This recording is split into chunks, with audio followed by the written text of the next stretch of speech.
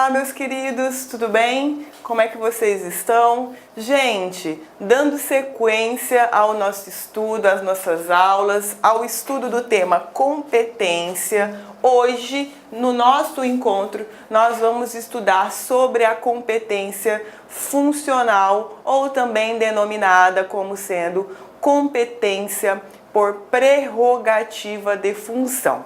Gente, com relação a esse critério de competência que é estabelecido em razão da função pública que é exercida por determinada pessoa, o que nós temos que ter em mente?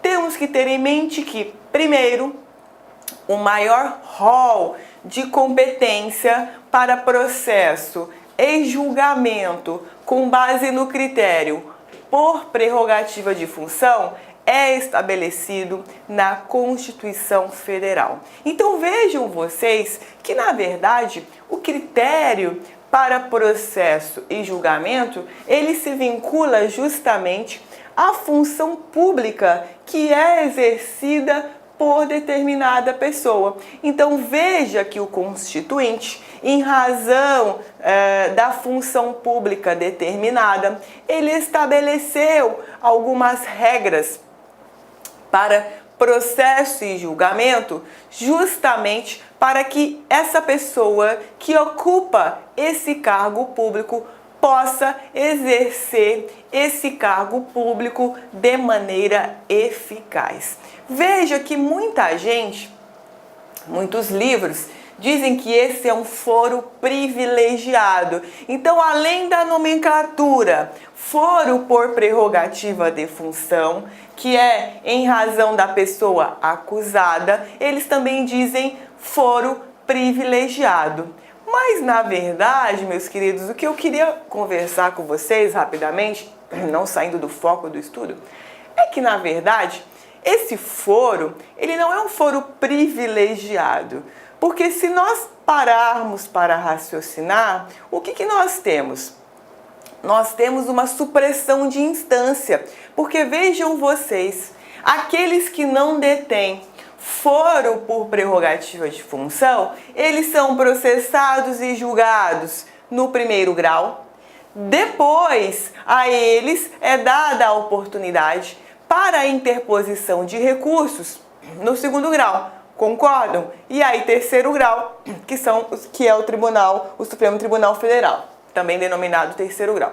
Vejam vocês que quando nós temos um foro privilegiado, o que acontece? A pessoa, ao invés de ser julgada no primeiro grau e ter essa decisão revista no segundo, ou ao invés dela ser julgada, ter revisto essa decisão no segundo, ter revisto essa decisão no terceiro, ela tem uma supressão de instâncias. Então veja, essa pessoa que detém foro por prerrogativa de função, ao invés dela, por exemplo, ter a oportunidade de rediscutir essa matéria no STJ ou no STF, né, por 4 vezes ou 3 vezes quando chega no STF, ela tem no mínimo, aliás, no máximo 2 ou 3, porque a gente suprime a primeira instância. Então, por exemplo, se eu tenho uma competência originária para processo e julgamento do presidente da República e ele é julgado pelo STF, veja, para onde ele vai recorrer? De onde é que ele vai rever essa decisão? Então, veja que, na verdade, isso não é um privilégio para aquele que é julgado pelo foro por prerrogativa de função. Na verdade, dele são suprimidas 1 ou 2 instâncias para a revisão daquela matéria. Então veja que a ele não são dadas tantas oportunidades assim para poder rediscutir aquele tema, rediscutir aquela condenação, por exemplo. Claro, né? Aqui estamos falando em um debate teórico, nós estamos falando da prática, do que tem acontecido nos nossos dias atuais. Mas só para que vocês entendam que, na verdade, essa nomenclatura, foro privilegiado, ela não é tão adequada, porque sob o prisma do processo penal, isso não é um privilégio de processo e julgamento. Quando se tem a supressão de uma instância, na verdade, isso não privilegia tecnicamente. Isso seria, em verdade, um prejuízo para aquela parte, ok? Então vejam vocês que com relação a esse critério para estabelecer a competência para processo e julgamento, nós temos que entender que se vincula não a pessoa particular, não a pessoa física, mas a função. De modo que a pessoa, quando deixa de ocupar aquela função que possui o foro por prerrogativa para processo e julgamento, a ela não serão concedidas ou mantidas esse foro. Então, se eu ocupo um cargo público que detém essa prerrogativa e depois eu deixo de ocupar esse cargo público, naturalmente que eu não vou ser processada e julgada pelo tribunal. Então, veja que nós temos que trabalhar somente com aqueles membros que efetivamente estejam ocupando aquele cargo público. Então, se porventura eu fui uma desembargadora e me aposentei, bom, eu não detenho mais foro por prerrogativa de função para processo e julgamento. Não detenho isso, visto que eu não mais ocupo, ou ao menos não ocupava ao momento da ação ou omissão, ao momento da consumação do crime, aquele cargo público ao qual se vincula o foro por prerrogativa de função, ok? Também nós temos que entender uma questão muito interessante, que para fins de estabelecimento desse critério para processo e julgamento com base na função pública exercida, no cargo público exercido, não importa onde a infração penal foi praticada, ok? Na verdade, aquela pessoa que ocupa aquele determinado cargo público vai ser processada e julgada na origem. Então, por exemplo, vamos pegar o caso do desembargador que eu acabei de falar. Então, eu sou desembargadora no Rio Grande do Sul. Pratiquei um crime em Mato Grosso. Onde eu vou ser processada e julgada? Pelo Tribunal de Mato Grosso ou pelo Tribunal do Rio Grande do Sul? Tribunal do Rio Grande do Sul. Então veja que, muito embora a infração ela tenha se consumado no estado de Mato Grosso, eu serei processada e julgada lá no Rio Grande do Sul, que é o local ao qual eu me vinculo para ser processada e julgada pelo Tribunal de Justiça. Então veja que essas são as impressões iniciais no tocante ao foro por prerrogativa de função, no tocante à competência estabelecida em razão desse critério, ok? Agora veja que nós temos algumas peculiaridades interessantíssimas. Por quê?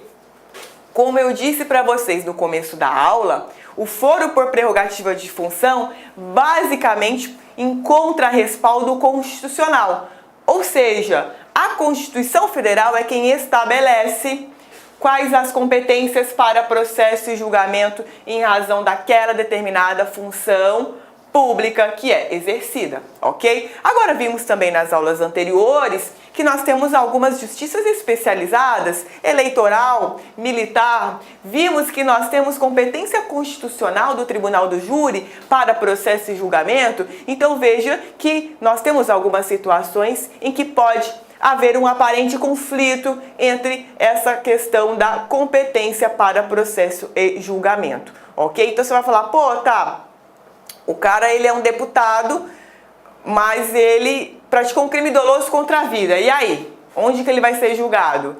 Pô, o cara é deputado estadual, mas ele praticou um crime eleitoral. Onde ele vai ser julgado? Então veja que existem alguns conflitos aparentes sobre quem é que vai processar e julgar, e é isso que nós vamos ver agora. Então, primeiro detalhe, com relação ao foro por prerrogativa de função e os crimes dolosos contra a vida.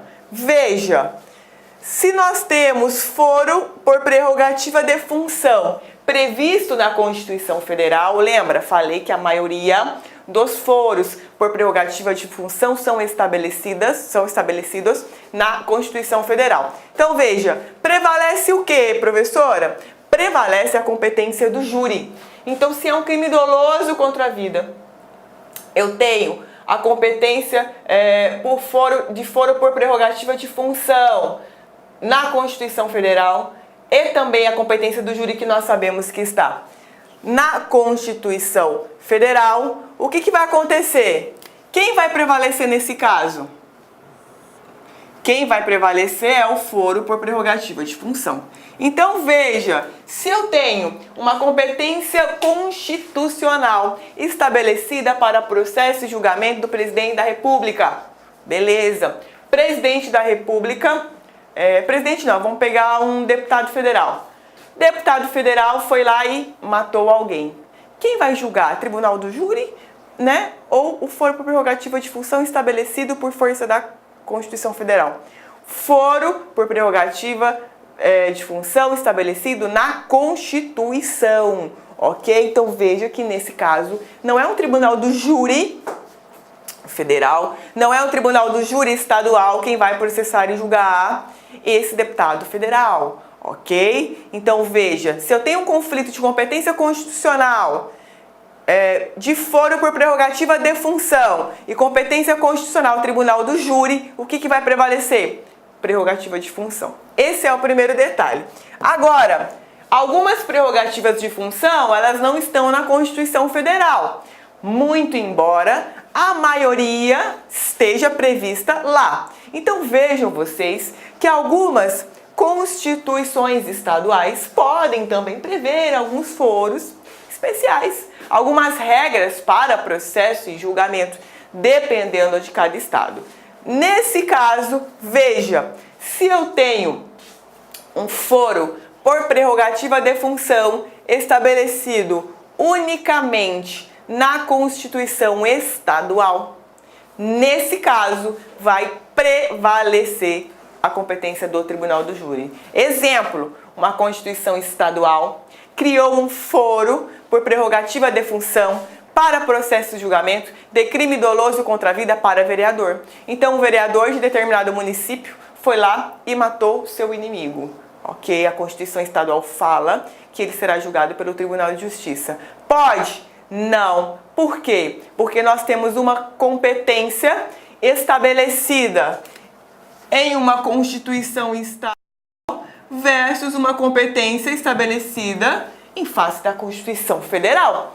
E lá na Constituição Federal nós temos competência atribuída ao Tribunal do Júri. Então, nesse caso, vai prevalecer competência estabelecida na Constituição Federal. Inclusive, esse é o teor da súmula vinculante 45. Então, vejam, a competência constitucional do Tribunal do Júri prevalece sobre o foro por prerrogativa de função estabelecido exclusivamente na Constituição Estadual. Então foi o meu exemplo do vereador. Pô, a Constituição Federal não fala nada sobre isso. Constituição Estadual fala. No entanto, nós temos uma competência constitucional com relação a essa matéria. Então, dessa forma, não há que se falar em prevalecimento da previsão estadual. Ok? Então, esse é o teor da súmula vinculante. Agora, também temos um outro detalhe. Muitas vezes, nós temos a prática de uma infração penal mediante concurso de agentes. Então, muitas vezes, você tem uma pessoa que detém o foro por prerrogativa de função praticando um crime em coautoria com alguém que não detém o foro por prerrogativa de função. Então, nesse caso, nós temos alguns detalhes, na verdade, muitos detalhes, para que sejam analisados.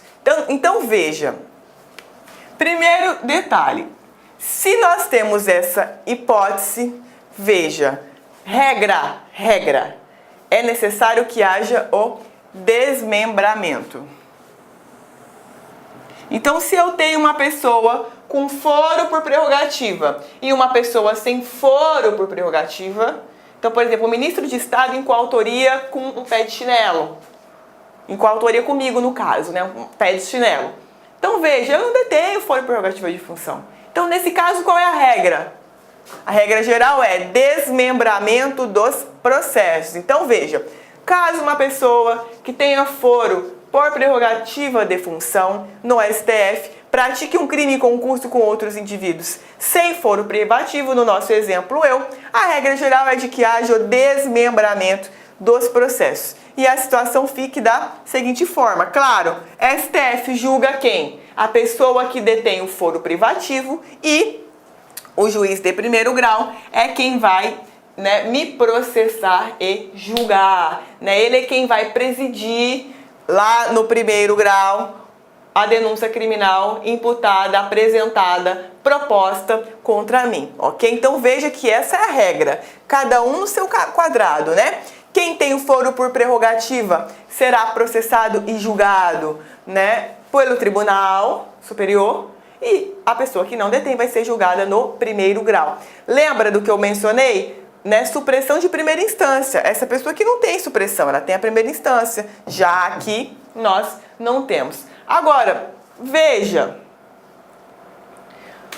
Qual é o fundamento para isso? Então, muito embora o Código de Processo Penal até mencione sobre essa possibilidade, nós não podemos usar o Código de Processo Penal para ampliar uma competência que é estabelecida na Constituição. Então, trocando em miúdos, se a Constituição fala que é A mais B, e é uma questão constitucional, eu não posso ter um Código de Processo Penal dizendo que é A mais B, da forma como está na Constituição, e acrescentar C.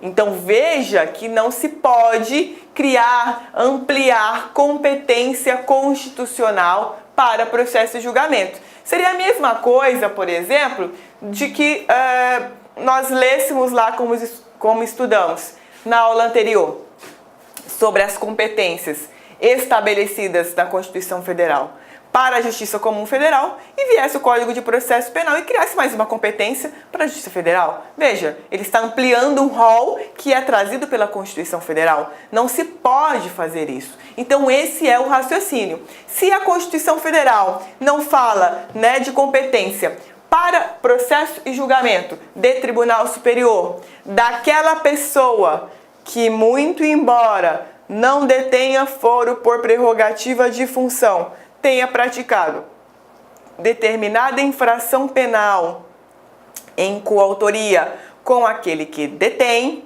os processos deverão ser desmembrados. Agora, eu falei que é regra. Cabe exceção? Cabe exceção, ou seja, existe a possibilidade de que todos sejam julgados conjuntamente pelo Tribunal Superior? Existe essa possibilidade. Quando, de acordo com o STF, existe essa possibilidade,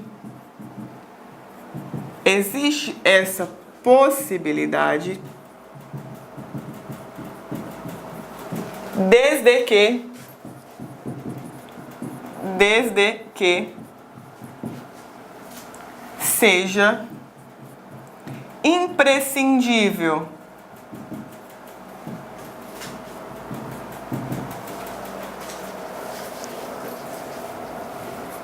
no processo a manutenção pela produção de provas.